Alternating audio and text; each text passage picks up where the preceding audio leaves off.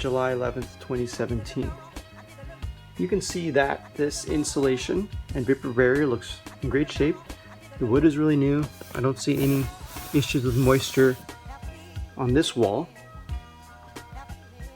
And they put in, or the flipper, I should say, put in PEX plumbing, water supply, I should say. And the stack there's some newer PVC plumbing connected to it. That's great.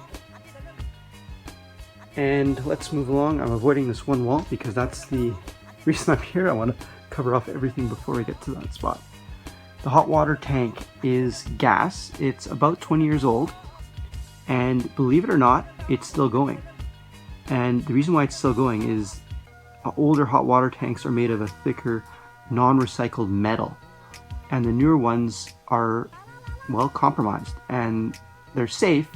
Usually you can get about 8 to maximum 15 years out of them. And this one's at 20 and still going. There's no evidence of corrosion at the bottom, welds and rivets. Connectors are good. And it looks great.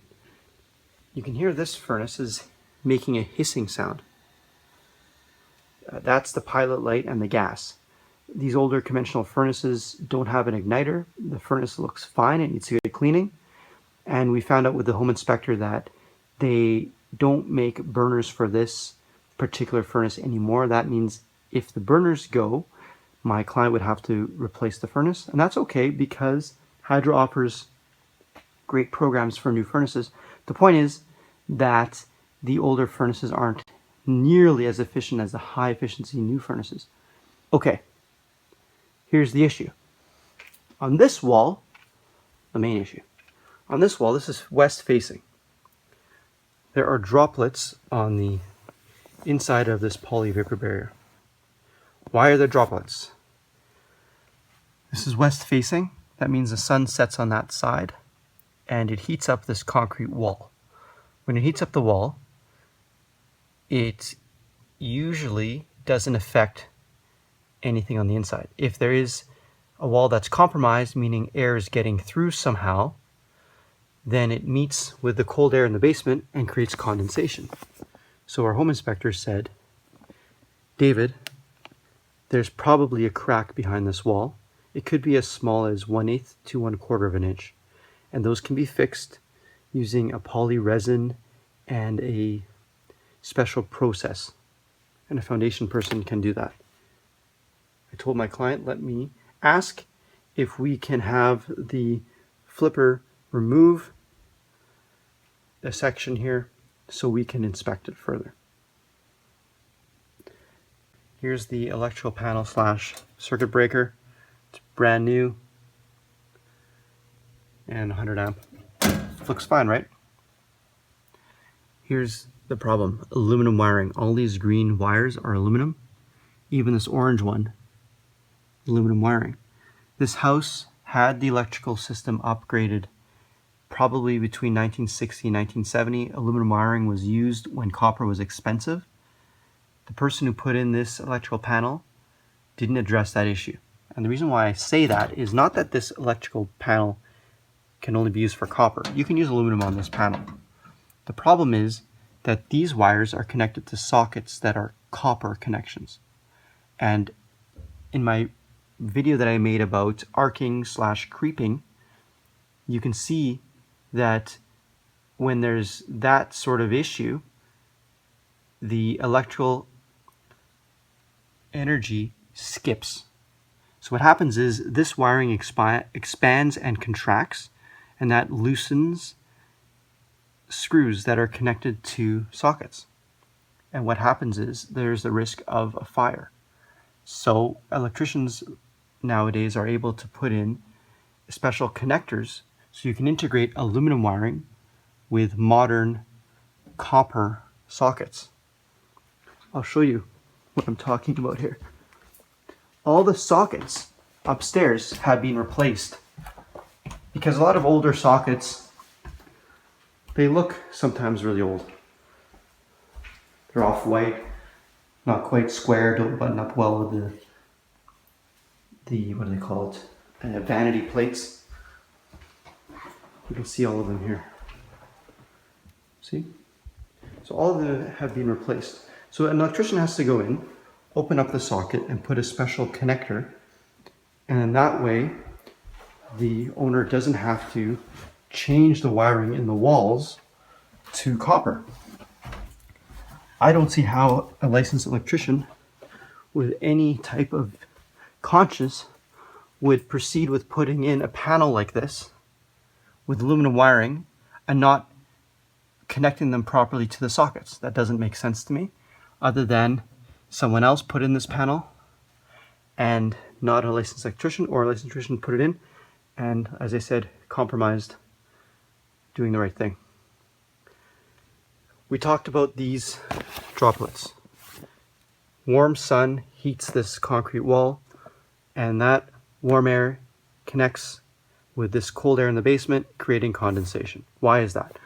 Myself and the home inspector believed that there's probably a thin concrete crack in the wall, crack in the concrete, I should say, and so a crack in the concrete, and I thought it would be maybe between 1/8 to 1/4 inch.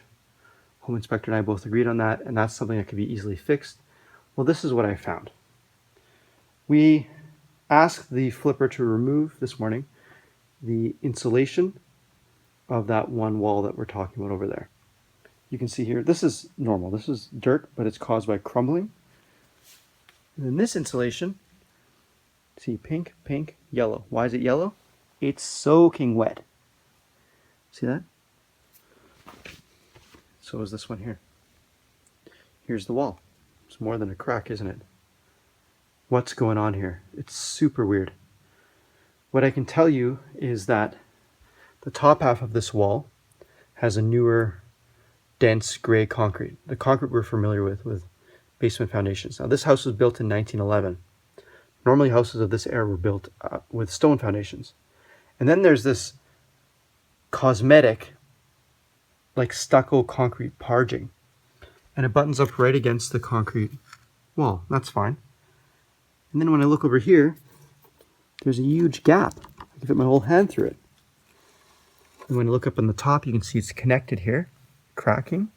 And now this part of the parging is overlapping with this part, which tells me that the wall is probably crumbling down or moving this way, out towards the outside of the house. On the outside of the house, there's not a whole lot of clues as to there being a big problem here. The bottom half of the concrete is this really weird, like homemade concoction of concrete. Lots of big stones. It's very crumbly. You can see here. Very crumbly. Big holes. I can fit my fist in this one hole. Almost egg-like sized rocks, pebbles. Doesn't make sense to have smooth pebbles in concrete. And then down here, there's another line. See that? So normal looking concrete up here, less normal, more stony, and then down here is really dark and almost like dirt. And I'm sure this is full of mildew in this section here. It's very wet. And then down here you can see that the wood framing is really soaking wet. And then you have what looks like full-on mold spores here.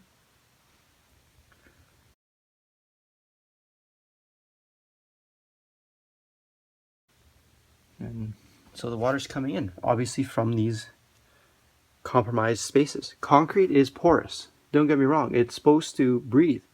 The problem is that this type of concrete, which looks awful, it has a lot of holes and gaps, and I'm thinking that's probably where the water is entering. Now, I think what happened is the flipper has made a cover-up job here. The flipper probably bought this house with this parging all complete along this section here. So it looked like this, right? All throughout the house, all along the house, basement walls. And I think what happened was, as he decided to put up the framing and start installing the wood framing here, he probably noticed that it's cracked here, and then maybe cracked over here, and then decided to maybe tap on it, and then the whole thing came down into sheets. And then realized he's dealing with this monster of a problem. Now, he bought this house privately in September, not really a wet month in Winnipeg. Instead of him fixing this problem, throwing in the towel, right, to the whole flip, he decided to cover it up, and he thought, well, I'm going to list it in March. So it came up in March for a whole lot more money of an ask, and it didn't sell, hoping that it would sell before the spring melt of April, May. Now we're looking at this house in July, and this is the full effect of the spring melt. It's raining outside today, and this is a great thing that's happened because my client has now the choice to either look at fixing this problem, proceeding with the house, fixing it, meaning satisfying her condition, or she could walk away and not lose anything, get her deposit back. And this is the price of doing your due diligence. It's worth the money of getting a home inspection. It's worth seeing a place. This would be her third time seeing the house. It's worth it. You need to put in the work to find a good house for reasonable money. And it's unfortunate that this has happened. I'm convinced that I'll find her a better house. And I want this to be a clear message to flippers that when you have the drive to make money in the short term, it's like you're drowning, right? When you hit a stumbling block or a bigger problem, it's like you're drowning, and all you want to do is get out of it. So what do? You start panicking, you start cutting corners, you start cutting budget on certain things, and what's happened is here there isn't enough of a budget to repair, so they made that choice. We'll start upstairs first, do all the cosmetics, and no one will really notice this because we're going to cover it, right? No one will find out. Well, you can't beat a thermal camera. You can't beat a home inspector veteran. You can't beat a realtor of 11 years who has experience and a moral compass. This is not right. This is crap. This is awful. Someone like this should be exposed, and that's what I'm doing here. I'm exposing this bad work. It's unfortunate. What I would have done if I were the flipper who had this house, I would stop everything and I'd fix this problem and sell the house as is and say, look, I fixed the problem. I put all my money into fixing the basement, and hey, if I break even, great. If I lose money, that's life. That's the market. Cover-up job exposed.